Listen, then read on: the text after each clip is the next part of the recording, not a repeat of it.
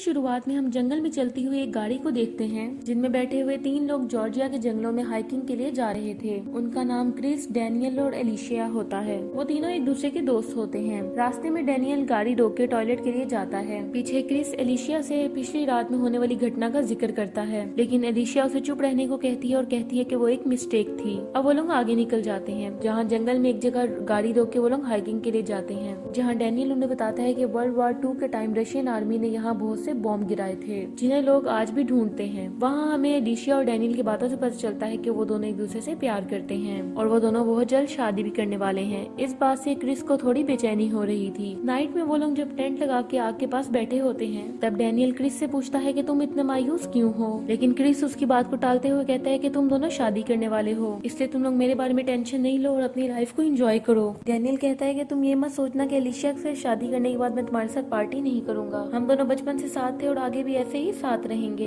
ये सुन के वो तीनों काफी खुश होते हैं। उसके बाद एलिशिया और डैनियल अपने टेंट में सोने के लिए जाते हैं। अब क्रिस भी आग बुझा के अपने टेंट में चला जाता है। नेक्स्ट मॉर्निंग जब वो जागता है तो देखता है कि एक अनजान आदमी उनके सामान के साथ छेड़छाड़ कर रहा है। क्रिस तेजी से उसके पीछे जाता है और उसे पीटने लगता है। वो आदमी क्रिस को बताता है कि मैं डैनियल का फ्रेंड गेवी हूँ, लेकिन क्रिस उसे नहीं जानता था। तभी वहाँ पे डैनियल और एलिशिया आ जाते हैं और वो दोनों क्रिस को रुकने के लिए कहते हैं। क्रिस डेवी से सॉरी कहता है और अब वो दोनों एक दूसरे से इंट्रोड्यूस होते हैं। डैनियल क्रिस को बताता है कि मैंने इसे यहाँ अपनी फोटोज क्लिक करने के लिए बुलाया है। अब डेवी उन सबको झाड़ियों के पास खड़ा होने का कहता है ताकि वो इन तीनों का एक साथ फोटो ले सके। वो तीनों उसकी गाइड को फॉलो करते हुए वहाँ पे खड़े हो जाते हैं, लेकिन तभी डेवी कैमरा से देखता है कि क्रिस के पैर के नीचे कुछ है, इसलिए वो सभी को हिलने से मना करता है और क्रिस को कहता है कि तुम बिल्कुल ना हिलना क्योंकि तुम्हारे पैर के नीचे एक बॉम्ब है। डैनियल को जब भी पता चलता है तो वो चेक करता है तो उसे पता चलता है वो एक लैंड माइन है और अगर क्रिस ने अपना थोड़ा सा भी पैर हटाया तो वो ब्लास्ट हो जाएगा। ये देख के वो सभी लोग काफी ज्यादा डर जाते हैं। अब डेवी सबको शांत करता है और कहता है कि हमें हेल्प बुलानी होगी और इसमें 4 से 5 घंटे लग सकते हैं, इसलिए सुरक्षा के लिए किसी को भी क्रिस के आसपास नहीं रहना चाहिए। लेकिन डैनियल डेवी को हेल्प बुलाने के लिए भेज देता है और क्रिस के पास ही खड़ा हो जाता है। एलिशिया इन सबसे बहुत डर जाती है और डैनियल को वहाँ से दूर हटने का कहती है, लेकिन वो कहता है कि जब तक कोई मदद नहीं आती मैं यहाँ से नहीं हटूंगा, मैं उसे इस कंडीशन में अकेले नहीं छोड़ सकता। क्रिस भी उसे वहाँ से जाने का कहता है,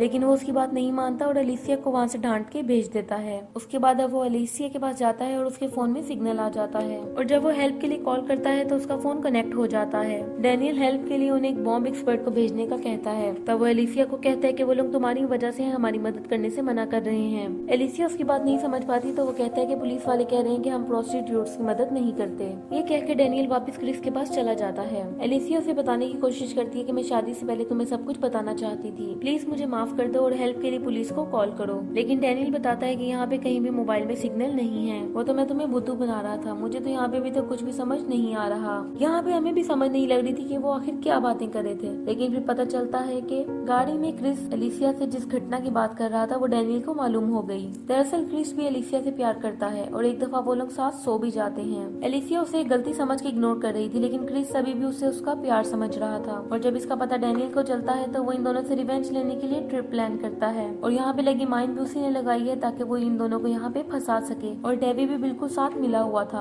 अब डैनियल एक चीज लेके आता है खोदने वाली और एलिशिया को कहता है कि तुम ही एक आखिरी उम्मीद हो जो क्रिस को बचा सकती है, इसलिए तुम यहाँ पे एक गड्ढा खोल के उसको बचा सकती हो। उसके बाद डैनियल लैंड माइन की पिन निकाल के उसे जंगल में फेंक देता है और अपना सामान लेके यहाँ से जाने लगता है। एलिशिया उसे काफी रोकती है लेकिन वो रुकता नहीं है और वहाँ से चला जाता है। आगे डेवी उसका इंतजार कर रहा होता है और जब डैनियल आ जाता है तो वो दोनों वहाँ से चले जाते हैं। वहीं एलिशिया जंगल में जाकर उस माइन की पिन को ढूंढ लेती है और वापस लाकर उसे लगाने की कोशिश करती है। वो पिन को नहीं निकाल पाती, इसलिए वो उसे बचाने के लिए वहाँ पे गड्ढा खोलने लगती है। उसी वक्त वहाँ पे एक शिकारी अपने कुत्ते के साथ आता है जो एलिशिया और क्रिस को वहाँ देख लेता है। उसका कुत्ता एलिशिया पे अटैक करने लगता है लेकिन वो उसे रोक लेता है। उसके बाद वो इन दोनों पे गन तान लेता है। एलिशिया उसे समझाने की पूरी कोशिश करती है और बताती है कि मेरे फ्रेंड का पैर माइन के ऊपर है, हम लोग यहाँ पे हाइकिंग करने आए थे लेकिन हम लोग फंस गए। लेकिन शिकारी समझता है कि वो लोग खूनी है और वहाँ पे उन्होंने किसी को मार के दफनाया है। लेकिन जब एलिशिया उससे हेल्प मांगती है तो उसे पता चल जाता है कि ये लोग वाकई में मुश्किल में हैं। अब एलिशिया कहती है कि क्या तुम एक गड्ढा खोलने में मेरी मदद करोगे, तो वो मदद करने के लिए तैयार हो जाता है। उस शिकारी का नाम इलिया होता है। अब वो एलिशिया से पूछता है कि तुम लोग यहाँ पे कैसे फंसे।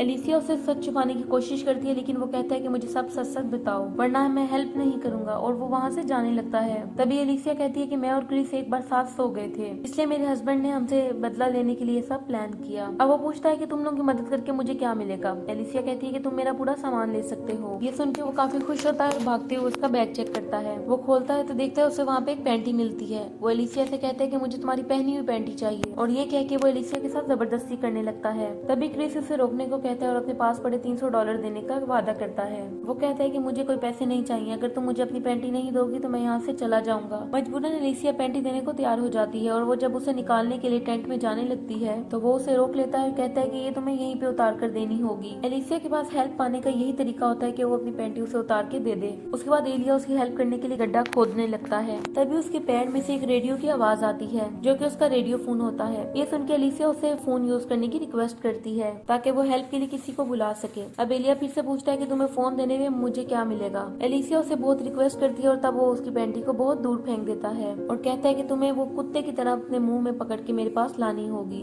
ये सुन के एलिसिया उसे मना कर देती है और वापस गड्ढा खोदने लगती है, लेकिन मजबूरन उसे उसकी बात माननी पड़ती है और वो वैसा ही करती है। उसके बाद एलिया उसे वो रेडियो यूज करने के लिए दे देता है। एलिसिया इमरजेंसी नंबर पे कॉल करती है, लेकिन सामने के ऑफिसर को इंग्लिश नहीं आ रही थी, लेकिन वो उसे कुछ भी समझा नहीं पाती। अब वो एलिया से रिक्वेस्ट करती है कि वो जॉर्जिया लैंग्वेज में उसे समझाए और हेल्प को बुलाए, लेकिन एलिया हर बार की तरह कहता है कि मैं तो तुम्हारे लिए हेल्प बुला लूंगा, लेकिन उसके लिए तुम्हें अनड्रेस होना होगा। ये सुन के एलिसिया उसे वहाँ से चले जाने को कहती है, लेकिन रेडियो पे बार बार ऑफिसर जवाब मांग रहा था, इसलिए एलिया एलिसिया को जवाब देने का कहता है कि हम लोग बिल्कुल ठीक हैं, अगर वो ऐसा नहीं कहती तो उस पे केस हो जाएगा। एलिया उसे ऐसा कहने पे मजबूर करता है, लेकिन एलिसिया को जॉर्ज लैंग्वेज नहीं आती थी, इसलिए एलिया कहता है कि मैं तुम्हारे लिए ट्रांसलेट कर देता हूँ, लेकिन तब तक तुम्हें अपने कपड़े एक एक करके उतारने होंगे जब तक कि वो तुम्हारे जवाब से सेटिस्फाई ना हो जाए। एलिया उसे धमकाता है, इसलिए एलिसिया को पहले जवाब के लिए अपना टॉप उतारना पड़ता है। इसके बाद ऑफिसर का कोई क्वेश्चन नहीं आता, इसलिए डील के अकॉर्डिंग एलिया वहाँ से जाने लगता है, लेकिन फिर से रेडियो पे ऑफिसर बोलता है, इसलिए एलिया वापस आ जाता है। एलिसिया इन सबसे बहुत डर जाती है, इसलिए वो उसे वहाँ से चले जाने की रिक्वेस्ट करती है, लेकिन एलिया उसे गन पॉइंट पे ले लेता है। क्रिस उसे अपनी बातों में उलझा के एलिसिया को वहाँ से भगा देता है, लेकिन एलिया अपने कुत्ते के साथ उसके पीछे चला जाता है। अब क्रिस एक चेन की मदद से एलिया के गन को अपने पास ले लेता है, तो इतने में वो भी एलिसिया को वहाँ लेके आ जाता है। क्रिस उसे गन पॉइंट पे लेके उसे छोड़ देने का कहता है, और उसे नहीं छोड़ता, बल्कि पूरी तरह से उसके साथ रेप करने लगता है। क्रिस उसे चाह के भी शूट नहीं कर पाता क्योंकि उसका निशाना ठीक नहीं होता। जैसे ही वो एलिया पे शूट करने लगता है तो एलिया का डॉग उस पे हमला कर देता है, जिसकी वजह से गन से गोली चल जाती है और वो गोली एलिशिया को लग जाती है। क्रिस को जब होश आता है तो उसे पता चलता है कि एलिशिया मारी जा चुकी है और वो माइन नकली थी। अब हम कुछ महीनों बाद का सीन देखते हैं, जहाँ हम क्रिस को देखते हैं जो एक फैमिली से कहते हैं कि मैं एक टूरिस्ट हूँ और यहाँ पे अपना रास्ता भूल चुका हूँ। वहाँ पे आसपास कोई मैप की दुकान नहीं होती, इसलिए वो लेडी और उसकी बेटी कहते हैं कि हम तुम्हें मैप डिजाइन कर देते हैं। तभी क्रिस ऊपर चला जाता है और हमें पता चलता है कि वो फैमिली एलिया की है, जो कि बाहर काम कर रहा था। मैप प्रिंट होने के बाद क्रिस वहाँ से जाने लगता है। तभी वो लेडी उसे लंच ऑफर करती है। अब क्रिस लंच करने के लिए रुक जाता है। तभी वहाँ पे एलिया आ जाता है और क्रिस को अपने घर में देख के हैरान रह जाता है। वो क्रिस को फौरन वहाँ से जाने को कहता है। ये देख के उसकी वाइफ और डॉटर कुछ भी समझ नहीं पाती, लेकिन एलिया क्रिस को गाड़ी में छोड़ने का बहाना बना के वहाँ से बाहर ले जाता है और उसे कहता है कि प्लीज तुम यहाँ से चले जाओ, मैं नहीं चाहता कि इस सब में मेरी फैमिली इन्वॉल्व हो और मैं 1 घंटे के बाद तुम्हें बाहर अकेला मिलूंगा। क्रिस उसकी बात मान के वहाँ से चला जाता है, लेकिन थोड़ी देर के बाद वो उसके कुत्ते को घायल करके बहाना बनाकर अंदर आ जाता है। ये देख के एलिया उसे मारने के लिए अपनी गन ले आता है। तभी क्रिस अपनी गन से उसके दोनों पैरों को शूट कर देता है। उसके बाद वो उसकी वाइफ और उसकी डॉटर को एलिया को अंदर ले जाने को कहता है और उसके बाद उसके वाइफ के हाथों को बांध देता है। अब एलिया को उसके एलिशिया की पैंटी दिखाता है और कहता है कि अपनी फैमिली को सब बताओ कि मैं यहाँ पे क्यों आया हूँ। एलिया उसे कहता है कि मैं जब नशे में होता हूँ तो कुछ गलत काम कर देता हूँ, प्लीज मुझे माफ कर दो। एलिशिया के साथ एलिया ने जो सलूक किया था ठीक उसी तरह से क्रिस भी उसकी बेटी के साथ वही करता है। उसके बाद वो अपनी पिस्टल में एक रैंडम गोली रखता है और एलिया की डॉटर को अनड्रेस होने के लिए कहता है। अगर गोली चलने से पहले वो न्यूड हो जाती है तो वो जिंदा बच जाएगी। डॉटर को मजबूरन अपने कपड़े उतारने पड़ते हैं, लेकिन पहले राउंड में वो गोली चला देता है, वो मर जाती है। उसके बाद क्रिस को होश आता है तो वो देखता है कि उसने गुस्से में सब कुछ उल्टा कर दिया। उसके बाद उसे अपनी गलती का एहसास होता है। वो एक अच्छा इंसान होता है, लेकिन उसको हालात मजबूर कर देते हैं कि वो बुरा इंसान बन जाए। इसी के साथ ये मूवी एंड हो जाती है। Thank you so much for watching.